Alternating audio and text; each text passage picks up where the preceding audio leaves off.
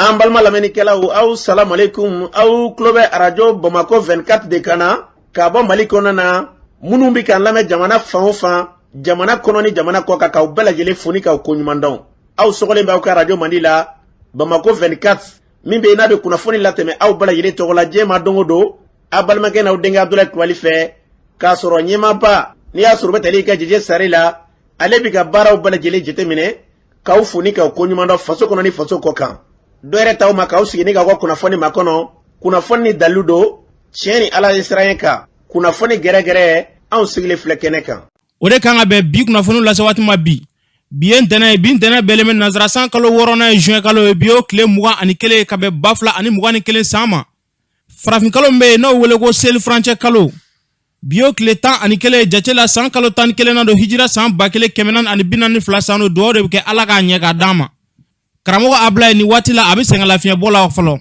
bakuruba fɔlɔ bi kunnafoni filɛ k'aw ladɔnna k'a fɔ Koro marabolo dugu min bɛ yen ko Dinanguru jare wale tigilamɔgɔ kɔni bɛ ko dugu nin datugu a bɛ waati damadɔ bɔ ko kɛra cogo na kunnafoni ɲɛfɔli ko la Nara marabolo la narakaw kɔni bɔra jumadon o k'a yira k'a fɔ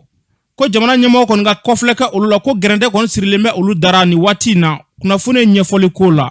Agilok n'ale filɛ ni Mali kɔrɔya fan fɛ dɔgɔkun fila laban in na olu kɔni wulikajɔ ta k'a yira k'a fɔ ko MINUSMA mɔgɔw ka daga yɔrɔ min bɛ olu ka marabolo la ko ka taa ka bɔ yen nɔ kunnafoni ɲɛfɔli ko la jumadon o siraban kasara dɔ kɛra Segu sira la ni ka maa muga bɔɲɔgɔnko k'olu jogin o ko kɛra cogo jumɛn na kunnafoni ɲɛfɔli ko la ninnu de bɛna kɛ kunnafoni la kumaba ye ka fara kunnafoni wɛrɛ kan ka lase aw ma denkɛ n'a balimakɛ fɛ Sidiki Kulibali ala k'a ɲɛ k'a d'an ma kunnafoni an b'a daminɛ k'a ladɔnna k'a fɔ an ka jamana premier ministre n'o ye Choguel Kokala Mayiga ye dɔgɔkun fila laban n'a kɔni wulikajɔ kɔni lara wuli a bɛ taa bɔ jamana magobatigiw ye kɛrɛnkɛrɛnnenya minisiri kɔrɔw a bɔra ninnu bɛɛ lajɛlen ye jamana cakɛyɔrɔbaw a bɔra ninnu bɛɛ lajɛlen ka munumunu salo kɛ ka taa bɔɲɔgɔnko kɛ ninnu maa ninnu ye u ka kuma la falen kɛ maa caman kɔni y'a yira k'a fɔ ko Choguel Kokala Mayiga k'a bɛ ka nin wale min kɛ ko nin waleya in ka ɲi kosɛbɛ kosɛbɛ nka maa caman y'a yira k'a fɔ ko camancɛ fanga ko kalo 9 dɔrɔn de b'u bolo k'u ka nin laka ten k'u ka wulikajɔ kɛ k'u ka jamana labaara an bɛ min fara nin kan fɛn fɛn da ka d'an ka jamana na ala ka o sabati n'an bɔra ye Koro marabolo dugu min bɛ yen ko Dinanguru n'a ni Koro cɛ ye kilomɛtiri 120 bɔ ɲɔgɔn ye a yirala k'a fɔ ko jariwale tigilamɔgɔ kɔni bɛ ka gɛrɛntɛ siri o maa ninnu dala kosɛbɛ kosɛbɛ ka dugu datugu a bɛ waati jan bɔ maa tɛ don maa tɛ bɔ o kɔni kɛra gɛlɛyaba de ye ni duguma ninnu ma u y'a yira k'a fɔ baloko yɛrɛ gɛlɛya bɛ olu dara wa fo ka taa se kɛnɛyako yɛrɛ ma olu yɛrɛ tɛ ka dɔgɔtɔrɔlakaw sɔrɔ ka se k'u yɛrɛ furakɛ yaasa ka pereperelatigɛ d'an ma Dawuda Ganambe ale b'a ɲɛfɔ an ka lamɛn. Dinanguru ko nin daminɛ na depuis le 2 mai. Le 2 mai ka se bi ma vraiment gɛlɛya bɛ an bolo kosɛbɛ. Parce que n'i y'a lajɛ sisan mɔgɔ tɛ se ka bɔ Dinanguru dugu kɔnɔ mɔgɔ tɛ se ka don Dinanguru dugu kɔnɔ. Adamadenw sɛgɛlen don sisan Dinanguru dugu kɔnɔ. Ko nin daminɛna le 2 mai ka se bi ma faamaw ma réagir fɔlɔ. N'i y'a lajɛ bi na sɛnɛ waati an bɛ sɛnɛ kɛ an ye mun sɔrɔ an b'o don bondonw kɔnɔ. Sisan mun bɛ bondonw kɔnɔ an bɛ k'o de dun o fana dɔɔni dɔrɔn de tora dɔw bolo a dɔw fana olu ta yɛrɛ banna waati dɔw la dɔw bɛ ka taa kuru ka balo san ka na Dinanguru dugu kɔnɔ o bɛ balo n'o ye mais an bɔriko kɛlen kɔfɛ mɔgɔ tɛ ka don mɔgɔ tɛ bɔ donc dumuniko gɛlɛyara n'i y'a lajɛ sisan banaw fana cayara dɔgɔtɔrɔsow kɔnɔ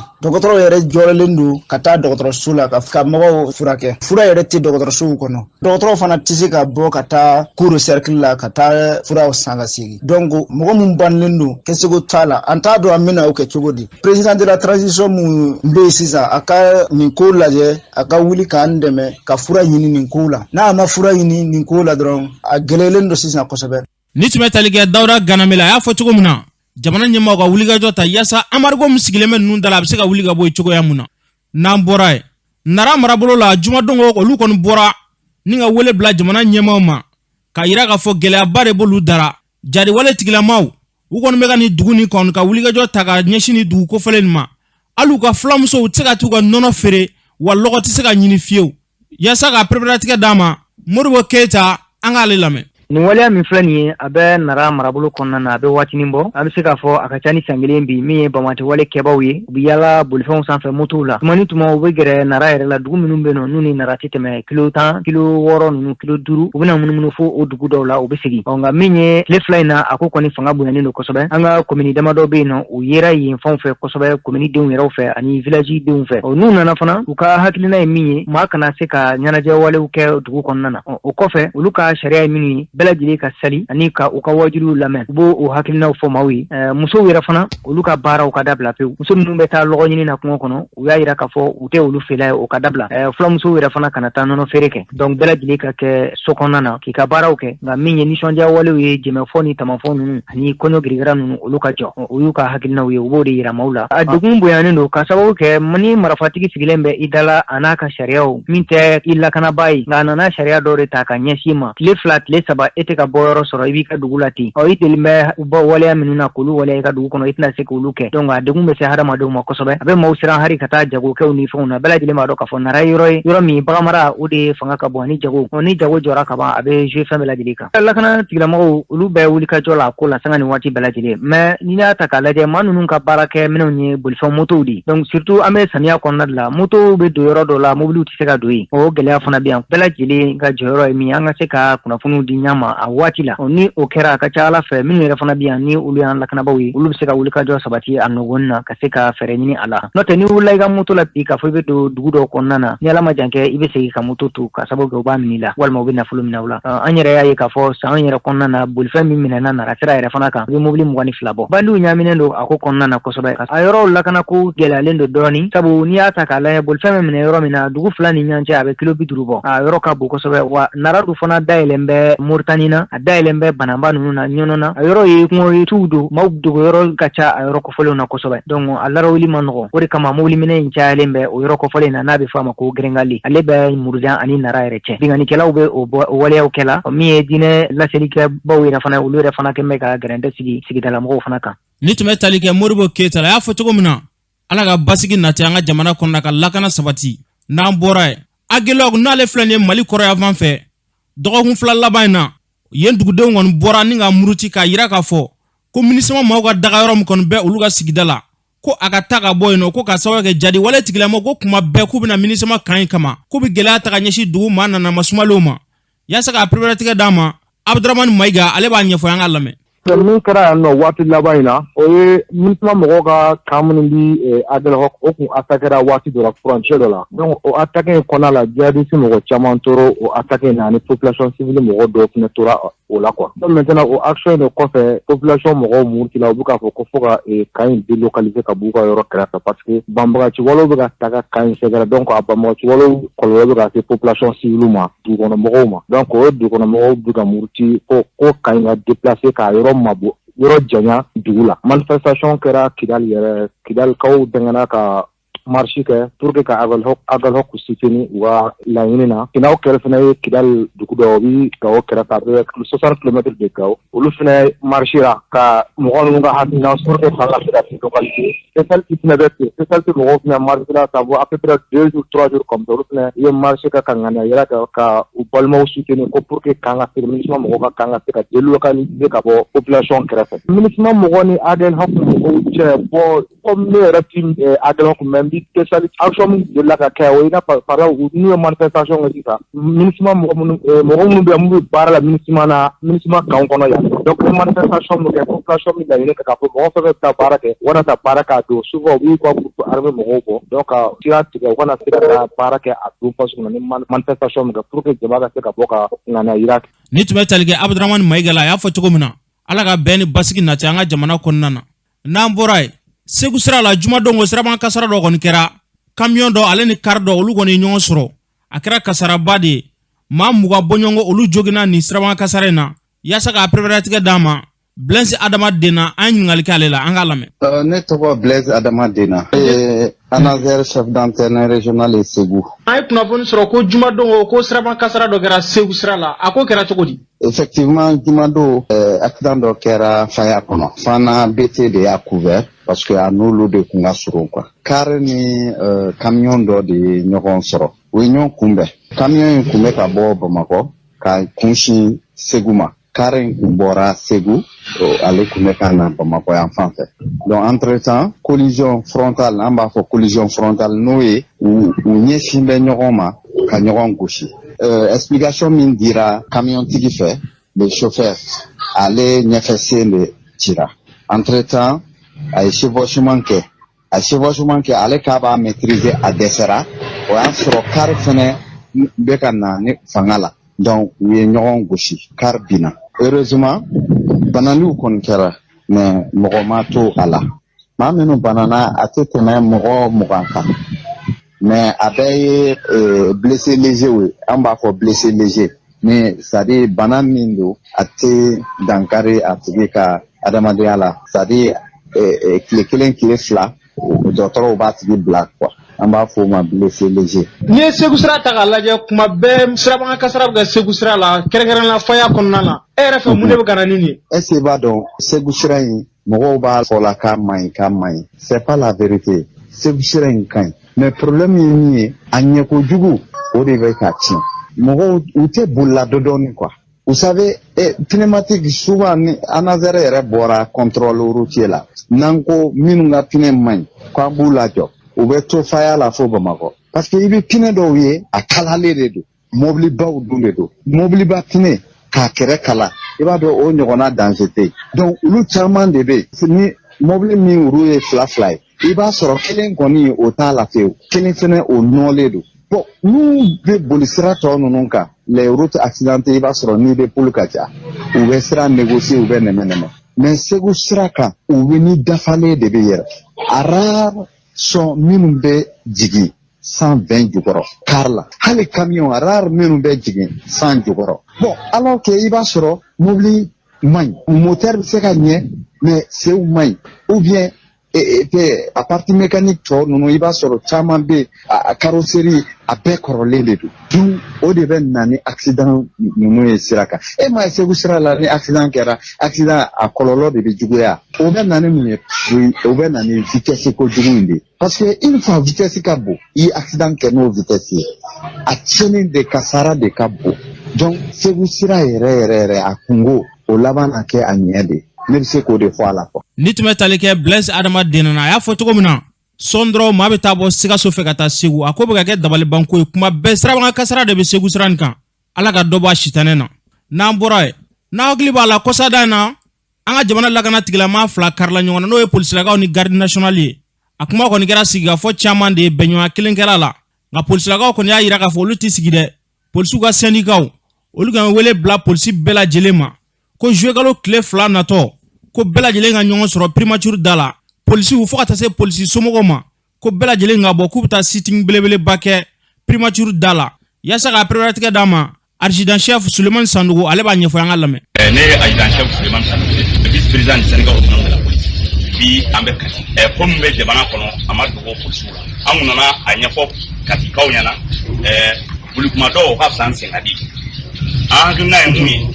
oye kayira police bela jelena de déjouer anga nyongo soro primature dala instinct police jema soma emisen mokoroba hari police somo abe wulele anga nyongo soro primature dala pour que kata sitting de primature dala o information de kumambolo ko da usukuluka anga comité fula yoro pour que kayira la ka mo mati flight kelen doron police anga nyongo soro primature dala sitting la o de kuma en fait pour n'efo kada police kuluka kada ma dunkuluka nitume talige arjina chef Suleiman Sandougou ya foto komuna ala ga benyo sabati anga jamana konnana na mborai jagulo sigino anga jamana konnana bi prem fasoko olugon ya yira ga fo ku e damakashi 7 koni do anga jamana konnana mi anga franjala fanga nyema e colonel Assimi Goita ka faraga premier ministre Choguel Kokala Maiga olukama ko ga sawu yake ko gouvernement sigila Choguel Kokala Maiga fe anaka nyema no e colonel Assimi Goita ko gouvernement ka ma sigi sharia konnana ko ministre kanga taga be ma muga ani duruma ko de sharti konnana ko nga ku e ministre taga se ma muga ani shegima ko uya ko dobo ka ke ko ministre saba ko e ministre délégué ya saka priorité dama Lassine Diawara ale ba nyefo yanga lame ne togo Lassine Diawara ne directeur de publication des journal do me ko journal Option hebdomadaire de données au directeur de publication ni écrivain fana ye parce que ni livre flasebe ton do ben o ba fama ko Biprem Fasoko ni ton re fana présent abode banga récépissé kan Biprem Fasoko an ga ton sigi kunyonjo mbala ko ma to ya fo chumna to kana na to ya fo chumna bamangana fin jamana kula na kera degun fen ambe kuma kan ambe akli jagabo fana ke mun be degun ban wala sa sigi kan nogoya jamana kono dum bulu on bo bara de la yani ka se plenty don kun kama na do wati ko fana fo mba fe ka yoro do prepare la tige mo fam yani on ka se plenty ma on follow de bora kula fasa nyenye koro ku de ta wati uye munke na mangan an lanu de ka yurula ka fo ayo koke awni mu manganga ke adun fora ko ni ma dlan tinye kan fudo alaba be tien ko fe donc o de koson u tanoli ko fe ka yini jamana kono dun fe ko anga je ka fara nyonga kan ku demen ka barano ko bolu nulu sira tamu mangan an ko no ante se kanem blatan chokolatan an ba yurula ka fo yumunke amaben o muye nuna nanga plenty donc on ya ça oui seben na bo gouvernement sigitola a seben bora le 11 ninkalola juma do fe ko gouvernement kura sigira anye bala sariya mun fora sharti fe ko ni gouvernement be sigi ministre mwan duru de kakangata asimunga kuma kono ka fo ni ya ye uye mbanda ulawuli kata Muktar wan fana mene ku lawuli kata nu kan kono ku ka démissionnera ko ka da kan ko sharti mun be jama ben kan ku yoso donc sharti so soldat o lu lawuli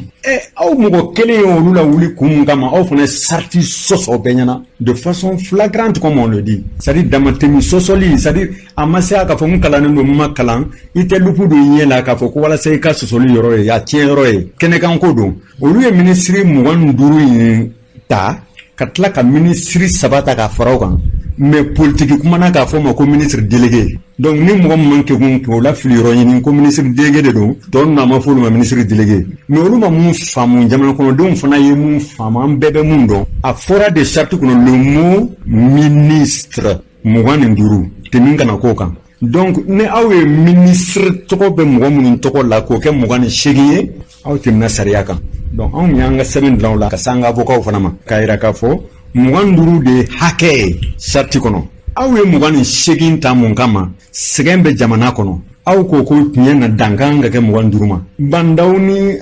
Muktar wanda na muganduru ma shenfla aw nana don paraw aw ya ke mugani shegin abe fo mako complaisance nana muganduru de sariya ngamba fe ka mugo sabata ka fara ko lu janan ko kuyi jamana janan ko tede jamana na falanga bola o tede mambe mo dama do fana ta ko fara kan ko lu sago kuyi kada kan lu yan sumoye walma u yan teriye walma u yan buranye ka relation personnelle ko son jamana dlan ko te kan haminan ko tugu on ma haminan ko ke ka do wole mu yan domba nan teru yan buran ko luta o mankan jamana kono abe fo de ma ko désordre wala to onla kata cour suprême na anga ta yene kata anye foluye anye seben fla labo seben fla be an ka seba kono folo ko gouvernement mun sigira président de la transition Assimi Goïta fait aleni aka premier ministre no to ko shogel ko kala maiga a gouvernement bora saria kono ay saria soso ki senda saria kan o mankan an ko uka barakala jo tout de suite un avocat ou ya barake olu ko wi ko ambe ni follow de demander cour suprême président fait aka baran dulon follow nitmetal gel lasin jawarla ya fo chogomina alaga ben kile na ti anga jamana konnana nambora mopti gouvernement no e colonel major Abbas Damele ale ko ne demendo taka nyeshi mopti dugudewma balobo la fokata se fin chamama ni ngon gara nso jabade mopti kawbulu ya saka priorité dama demen gara mamunu anga doga shira lame Papa ni initiative ni ami gouverneur ko la ko so amba ko la mina parce que amena mofia amma delika ni amba ya afumina abita du sira wera de fait abita du ngana musira wera de fait c'est la première fois ga takana na fa sira la afora ga tim gon ma ka taka duma billahi fi sabillahi wa rasul donc atisuma bolla de abitima de 100 kg ou bien 50 ni 100 kg de kaka obitima ni 50 de kaka obitima itoko bi 50 to ko bele abitima kaka bonya ani karama bona donc ni a première fois il moi qui raison konana donc gouverneur Abbas Damele amba ko tante fulimuna donc ko ya kecho nyana ne to so ne ko sila mi chama to so ambi barka dai ye ala ka bolo taanye ala ka tankoro ale nyo gouverneur da bataka se motia gouverneur mimi fanta wela ina amina tele ka ke motia nyalete ambi barkata ala ka beno motia ala ka moti be sabati aya da bo mi kama ala ka no ya ala ka je ngwele la manakura digutigi fe ko ngata ntara nyamine fi ala yenda mi mota ka ni sabina ne mbande ka mude kele so gouverneur bolo meni gouverneur ni ala ka ke president anga ko gouverneur kurai ala ka sini kena yadi so aya bonye min dan kaya amena motia ina ko an wala la motika hera madini ka te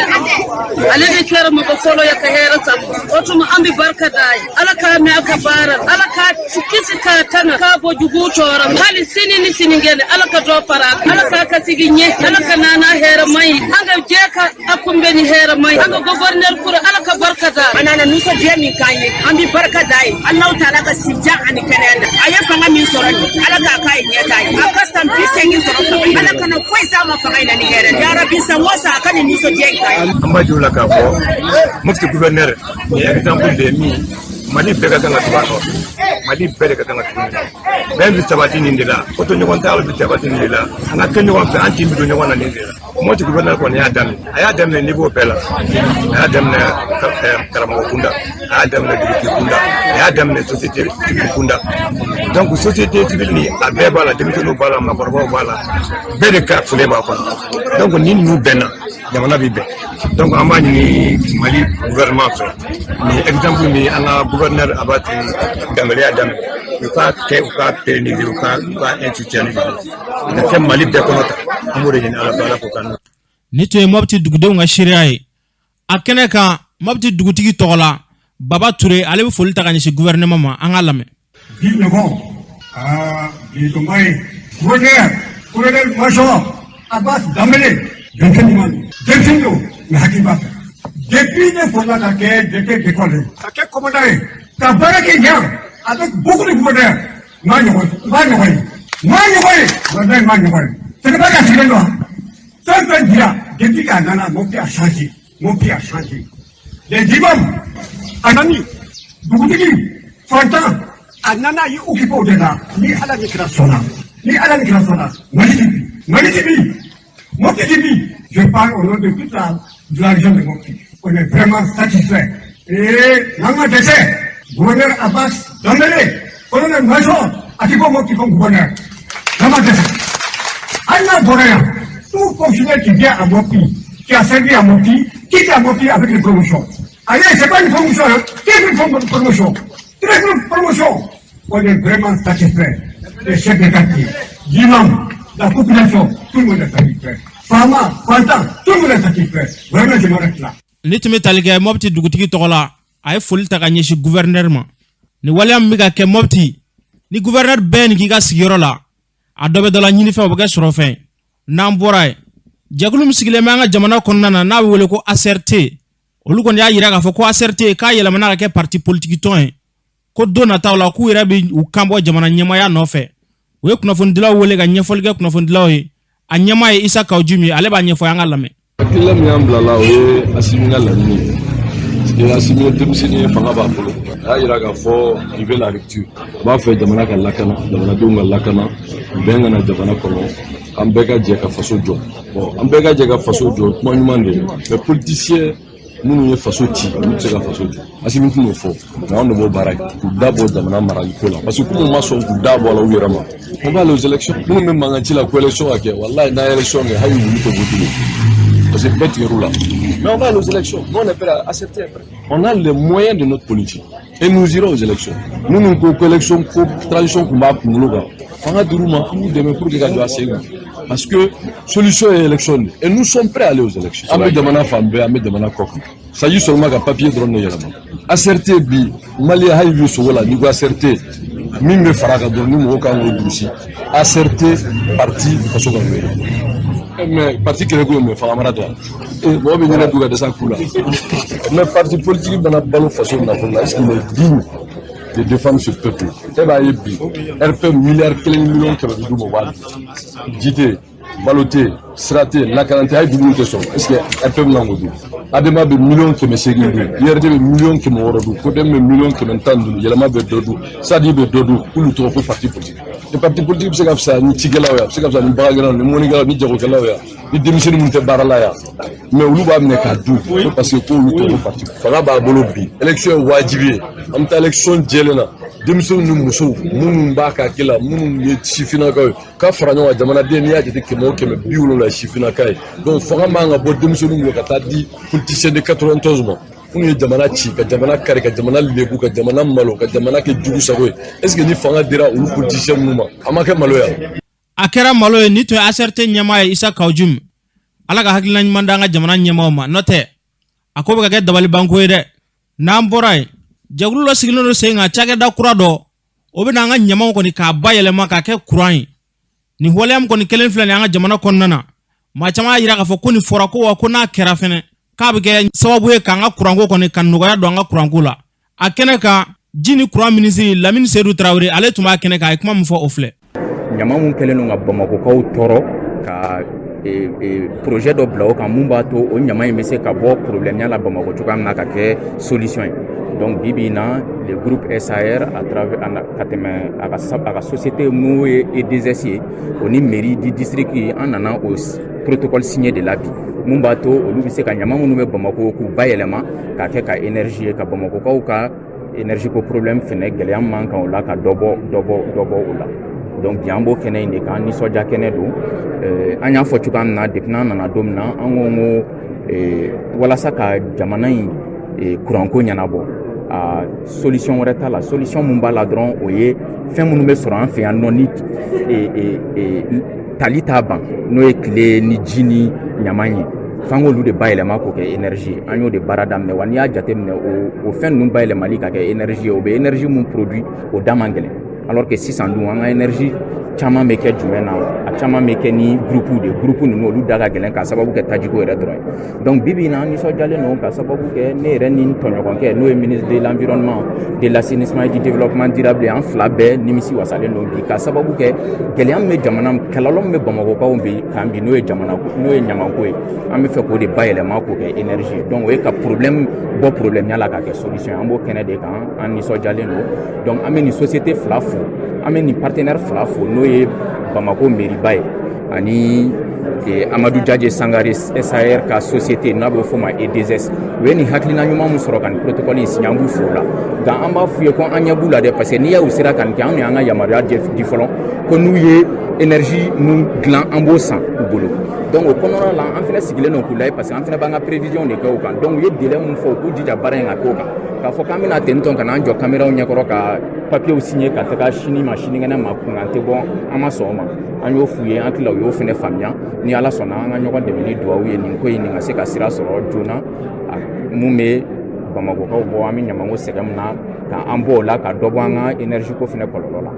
ni tun bɛ tali kɛ minisiri la ji ni kuran ni dugujukɔrɔ nafolo minisiri Lamini Seydou Traoré a y'a fɔ cogo min na ala ka nin hakilina sabati an ka jamana kɔnɔna na n'an bɔra yen an ka jamana fototalaw olu kɔni ye wulikajɔ ta k'a yira k'a fɔ ko maa caman kɔni de bɛ k'olu ka baara lagosi u bolo k'u ka baara tɛ foto ta ye nka u bɛ foto ta u ye wulikajɔ ta k'a yira k'a fɔ u kɔni bɛna sariya sɛbɛn dɔ kɔni ta maa mana ye foto ta la k'a sɔrɔ e tɛ foto ta la ye k'u bɛ ɲangini ta ka ɲɛsin ma yaasa ka priorité d'a ma a ɲɛmaa Sidi Kunta ale b'a ɲɛfɔ an ka lamɛn. Ne tɔgɔ ye Sidi Kunta n'o ye syndicat min bɛ fototalaw tɔgɔ la communauté kɔnɔna na ne y'o président ye. Laɲini kun tɛ dɔwɛrɛ ye parce que comme n y'a fɔ cogo min an bɛ baara min na ni o ye fota ye an ye jateminɛ kɛ k'a lajɛ baara in bɛ ka lanɔgɔ a ka kɛra sababu ye an yɛrɛ min dahirimɛ bɛ a la an tɛ k'a dahirimɛ sɔrɔ bilen a laban baara min datugu an ko sisan ka bolo da sen kan a tɛ nafa ɲɛ bilen an ka o bɔ a la an yɛrɛ ka wuli an ka se ka ko dɔ fɔ an yɛrɛ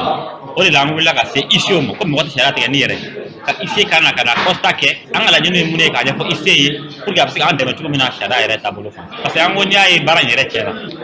dɔw bɛ wuli tile kan dɛrɛ fɛ dɔrɔn u t'a dɔn baara in yɛrɛ bɛ kɛ cogo min na a bɛ na cogo min na u b'a baara san dɔrɔn u b'a kɛ ten i n'a fɔ a bɛ domaine caman na hali journalisme n'i y'a ta bi min na mɔgɔ caman bɛ téléphone ta dɔrɔn u bɛ kɛ journaliste ye donc u b'a fɔ ye journaliste donc c'est pas fɛn a kɛra ten cogo kelen la o de la an ko an ka solution ɲini an kɔni ta ye an ka fɛɛrɛ k'a la parce que maa tɛna n'i dɛmɛ k'a kɛ n'i yɛrɛ ma kɛ yɛrɛ a ye dɛmɛ k'an ka wara faga a kun yafa min yɛrɛ bolo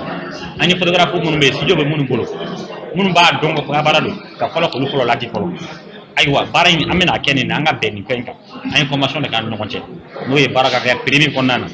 n'i ye studio dayɛlɛ kan ka taa taabolo minnu fɛ o ɲɛfɔ studio photographe bɛɛ ye